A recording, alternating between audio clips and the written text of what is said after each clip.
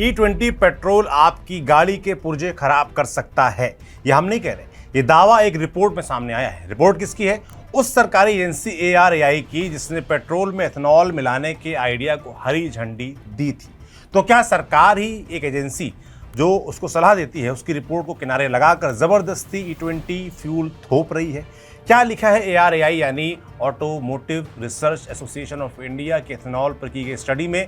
क्यों लोग सवाल खड़े कर रहे हैं कि जब एजेंसी ने चेताया था कि E10 वाली गाड़ी में E20 डालेंगे तो लोचा हो सकता है, जैसे दावे अब सामने आने भी लगे हैं जिन पर बवाल मचा हुआ, तो सरकार ने इसे जल्दबाजी में क्यों लागू किया? कुछ लोग तो उसको E20 स्कैम तक कह रहे हैं। पूरी कहानी क्या है सब बताएंगे, समझाएंगे आपको आज के इस वीडियो में। नमस्ते, मेरा नाम सौरभ त्रिपाठी है, आप न्यूज पिंच देख रहे हैं। अंग्रेजी अखबार टाइम्स ऑफ इंडिया में 7 जुलाई को एक खबर छपी। इस खबर में ARAI की एक अनपब्लिश्ड स्टडी का हवाला दिया गया है। खबर के मुताबिक ARAI ने स्टडी में माना है कि जिन गाड़ियों को E10 पेट्रोल के लिए डिजाइन किया गया है, अगर उनमें E20 फ्यूल का इस्तेमाल होता है तो ये उन गाड़ियों के पुर्जों को खराब कर सकता है। दूसरी तरफ सरकार का दावा है कि E20 फ्यूल से गाड़ियों को कोई नुकसान हो ही नहीं रहा है।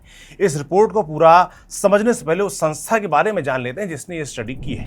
ARAI यानी automotive research association of India Bharat की एक ऐसी संस्था है जो ये जांचती है कि कोई नई गाड़ी सड़क पर चलने के लिए सुरक्षित है या नहीं। गाड़ी का माइलेज, प्रदूषण, सुरक्षा और इंजन की जांच करना ARAI का काम है। अगर गाड़ी सभी सरकारी नियमों पर खरी उतरती है तभी उसे भारत में बेचने की अनुमति मिलती है। दूसरा सवाल ये है कि क्या ये इंडिपेंडेंट बॉडी है, तो जवाब है हाँ, लेकिन ये मिनिस्ट्री ऑफ हैवी इंडस्ट्रीज के साथ मिलकर काम करती है, तो सरकार का भी स्टेक इसमें होता है। अब वापस हम ARAI की उस अनपब्लिश्ड स्टडी पर आते हैं। अब इसमें कहा गया है कि E20 फ्यूल का गाड़ी के मेटल पार्ट्स पर कोई बुरा असर नहीं पड़ता, लेकिन उन गाड़ियों के रबर पुर्जों में गिरावट जरूर देखी गई या देखी जा सकती है जो E10 के लिए बनी थी। सीधी भाषा में समझें तो जो गाड़ियां पहले सिर्फ 10% एथेनॉल वाले पेट्रोल के लिए यानी E10 के लिए डिजाइन हुई थी, अगर उनमें E20 यानी 20% एथेनॉल वाला पेट्रोल भरा जाएगा तो उनमें रबर से बने पुर्जे जल्दी खराब हो सकते हैं। इसमें फ्यूल होज, गास्केट, सील और ओ रिंग जैसे पुर्जे शामिल हैं। रिपोर्ट में सुझाव दिया गया है कि अगर E10 वाली गाड़ी में E20 भरा जा रहा है तो इन पुर्जों को बदल देना चाहिए। और ये सिर्फ अंदाजा नहीं बल्कि असली टेस्टिंग पर आधारित बात है। इंजन की ड्यूरेबिलिटी, टिकाऊपन को परखने के लिए करीब 400 से 809 घंटे तक टेस्ट किए गए हैं बाकायदा, यानी हफ्तों तक लगातार इंजन को चलाकर देखा गया है E20 फ्यूल का असली असर क्या पड़ सकता है। इस रिपोर्ट की सबसे चौंकाने वाली बात यह रही कि टेस्टिंग के दौरान एक BS6 इंजन में एग्जॉस्ट वाल्व फेल हो गई, यानी सिर्फ रबर के पुर्जे नहीं बल्कि कुछ मामलों में इंजन के अहम हिस्सों पर भी असर पड़ सकता है। लेकिन इस कहानी में एक दूसरा पहलू भी है। 3 टू व्हीलर गाड़ियां बनाने वाली कंपनियों ने अपनी अलग टेस्टिंग में E20 से कोई खास नुकसान नहीं पाया। तीनों कंपनियों ने पूरी ड्यूरेबिलिटी टेस्टिंग के दौरान इसे सेफ बताया, यानी हर गाड़ी और हर इंजन पर असर एक जैसा नहीं है। कुछ पर E20 का असर ज्यादा है तो कुछ पर कम, तो कुछ पर नहीं है। अब थोड़ा माइलेज पर भी बात कर लेते हैं जिसकी सबसे ज्यादा चिंता रहती है हमारे देश में लोगों को। भैया देखिए, भारत में गाड़ी खरीदने वाले लोगों का सबसे बड़ा सवाल हमेशा एक ही रहा है कि माइलेज कितना देती है। मारुति सुजुकी का मशहूर विज्ञापन आपको याद होगा, कितना देती है, या हीरो होंडा का fill it, shut it, forget it. दोनों ने एक ही बात साबित की कि भारतीय कस्टमर के लिए फ्यूल की बचत ही गाड़ी की असली पहचान है। भले ही आज बाजार प्रीमियम गाड़ियों की तरफ बढ़ रहा हो, फिर भी माइलेज का सवाल हर खरीदार की पहली प्राथमिकता बना हुआ है, क्योंकि आमदनी उतनी तेजी से नहीं बढ़ रही है जितनी गाड़ियों की चाहत बढ़ रही है और कुछ अमीर बढ़ रहे हैं। अब इसी माइलेज के गणित को उलट पुलट कर दिया है सरकार के एथेनॉल ब्लेंडिंग प्रोग्राम ने। पिछले साल भारत पूरी तरीके से E20 पेट्रोल पर शिफ्ट हो गया, यानी 80% पेट्रोल और 20% एथेनॉल का मिक्सचर, जो अब पूरे देश में स्टैंडर्ड पेट्रोल बन चुका है। ये लक्ष्य पहले 2030 के लिए तय था, लेकिन सरकार ने इसे पूरे 5 साल पहले हासिल कर लिया। सोचिए, सिर्फ 3 साल के भीतर एथेनॉल की मात्रा 10% से बढ़ाकर 20% कर दी गई, जबकि ये बदलाव 8 साल में धीरे धीरे होना था। जिन गाड़ियों को खासतौर पर E10 के लिए सर्टिफाई किया गया था उनके लिए ये बदलाव इतनी तेजी से आया कि लोगों को ठीक से चेतावनी तक नहीं मिल पाई। अब जिन इंजनों को ऊंचे एथेनॉल ब्लेंड के लिए डिजाइन नहीं किया गया उनके लिए 3 समस्याओं के दावे सामने लगातार आ रहे हैं। पहली ये कि गाड़ी बनने के साल के हिसाब से माइलेज में साफ गिरावट देखने को मिलती है। दूसरी ये कि सर्दियों की सुबह गाड़ी स्टार्ट करने में परेशानी होती है क्योंकि एथेनॉल पेट्रोल के मुकाबले ज़्यादा तापमान पर जलता है। और तीसरी ये कि गाड़ी पार्ट्स को हो रहा नुकसान जिसकी वीडियो हम लगातार देख भी रहे हैं और जिसकी पुष्टि अब ARAI की उस अनपब्लिश्ड रिपोर्ट में भी हो रही है। अब ARAI की अनपब्लिश्ड रिपोर्ट तो हमने बता दिया आपको, लेकिन जो रिपोर्ट पब्लिश्ड है उसमें क्या कहा गया है वो भी जान लीजिए। तो ARAI ने एक स्टडी की थी जिसमें 8 मेटल्स, 6 इलास्टोमर जो रबर का बना होता है और 4 प्लास्टिक के पार्ट्स को E20 फ्यूल में डुबोकर लैब में टेस्ट किया और तुलना E10 यानी पेट्रोल, सामान्य पेट्रोल से की गई।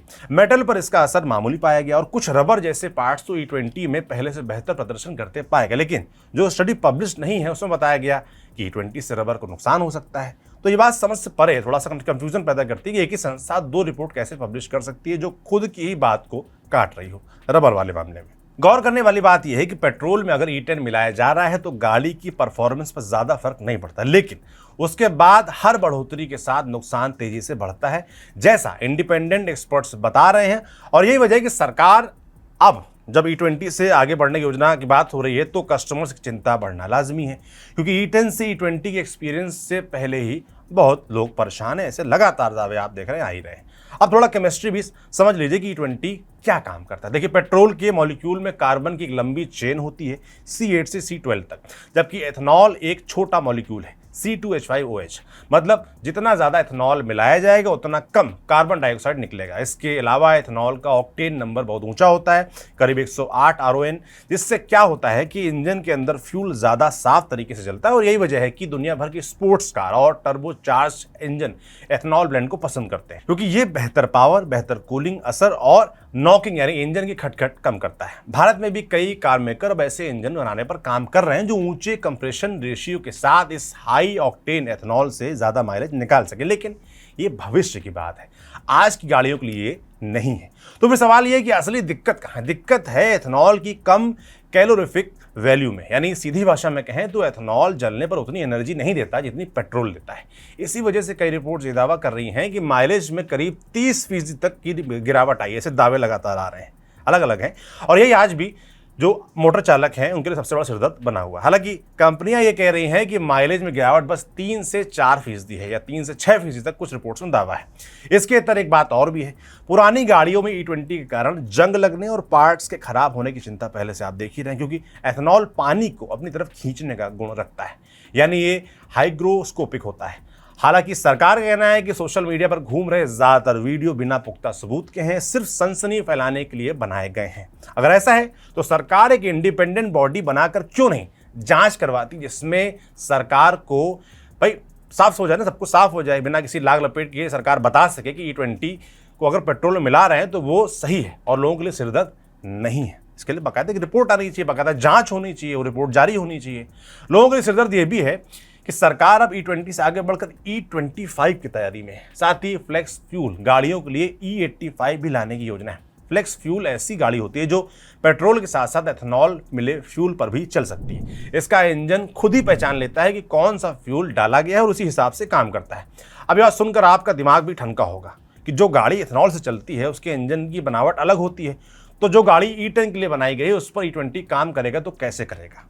एक दिलचस्प बात यह भी है कि फ्लेक्स फ्यूल गाड़ी में E20 भरना E85 से सस्ता पड़ता है, क्योंकि E85 से मिलने वाली माइलेज में करीब 25% ज़्यादा कमी आ जाती है। शुरुआत में E85 की कीमत E20 से करीब 20 रुपये प्रति लीटर कम रखे जाने की उम्मीद है, क्योंकि ये तभी फायदेमंद माना जाता है जब E85 कम से कम 30% सस्ता हो। मीडिया रिपोर्ट्स बताती है कि गाड़ी बनाने वाली कंपनियां निजी तौर पर मानती हैं कि E25 का असर E20 से भी ज़्यादा बुरा हो सकता है, खासकर पुरानी गाड़ियों और 2 पहिया वाहनों के लिए, जहां इंजन ब्लॉक में हाई ग्रेड एल्यूमिनियम या स्टील का इस्तेमाल नहीं होता। इंडियन एक्सप्रेस को एक बड़ी ऑटो कंपनी के टेक्निकल एक्सपर्ट ने यह भी बताया है कि लंबे समय में E20-E25 फ्यूल से इंजन की उम्र, रबर पार्ट्स, वॉल्व और पिस्टन हेड पर क्या असर पड़ेगा, इस पर भी अभी कोई ठोस स्टडी मौजूद नहीं है। अब लोग ये भी कह रहे हैं कि सरकार कह रही है कि अगर एथनॉल को पेट्रोल में मिलाया जा रहा है तो फ्यूल का दाम सस्ता होगा, लेकिन ये भी नहीं हो रहा है। नितिन गडकरी का खुद का बयान था, खूब वायरल हुआ कि एथनॉल से फ्यूल का दाम 15 रुपये प्रति लीटर हो जाएगा। वाह भाई वाह, होता कितना अच्छा लगता।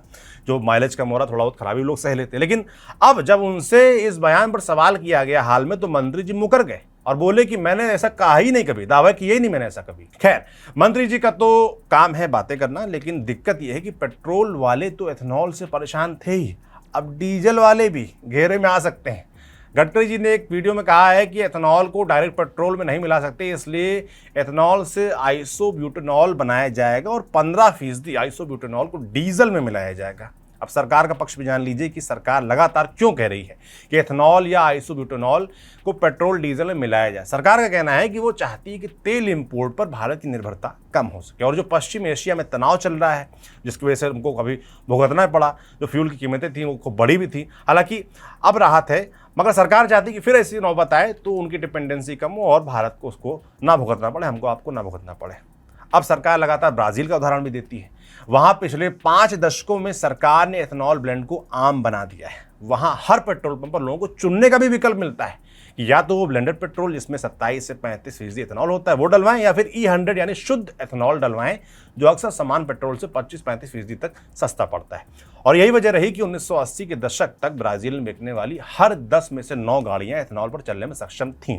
लेकिन सरकार जो ब्राज़ील का उदाहरण गिना रही है उसे ये भी मालूम होना चाहिए कि भारत में अभी ऐसा कोई विकल्प मौजूद नहीं है। यहाँ ग्राहक के पास पंप पर अलग अलग फ्यूल चुनने और कीमत में राहत पाने का कोई तरीका उपलब्ध नहीं है, जबकि ब्राज़ील में कानूनन ऊंचे एथेनॉल ब्लेंड पर छूट देना ज़रूरी है। तो आप दोनों देशों को कंपेयर नहीं कर सकते। तो कुल मिलाकर कहानी ये कि सरकार तो कह रही है कि उसका मकसद अच्छा है तो हमें भी खुशी है भाई, अच्छा हुआ, उसके अच्छे रिजल्ट निकले, लोगों को संतुष्टि मिले, लोग सरकार की बात पर यकीन कर पाएं, इसके लिए काम होना चाहिए। लेकिन जिस रफ्तार से ये बदलाव हुआ है या हो रहा है उसका बोझ आम लोगों के कंधों पर लादा जा रहा है, जिसके लिए ना तो वो तैयार हैं ना ही उनकी गाड़ियां। चाहे माइलेज की बात हो या पुर्जों के नुकसान की, एथेनॉल ब्लेंडिंग के कारण देश की जनता परेशान साफ तौर पर दिख रही है। लगातार वीडियोज आ रहे हैं, विरोध शुरू हो रहा है। एक सवाल यह भी है कि ARAI जो रिपोर्ट पब्लिश करती है उसमें कोई खराबी की बात नहीं होती, लेकिन जो रिपोर्ट टाइम्स ऑफ इंडिया के हाथ लगी जिसे पब्लिश नहीं किया गया उसमें यह बात लिखी है कि E20 से E10 के लिए बनी गाड़ियों को नुकसान हो सकता है।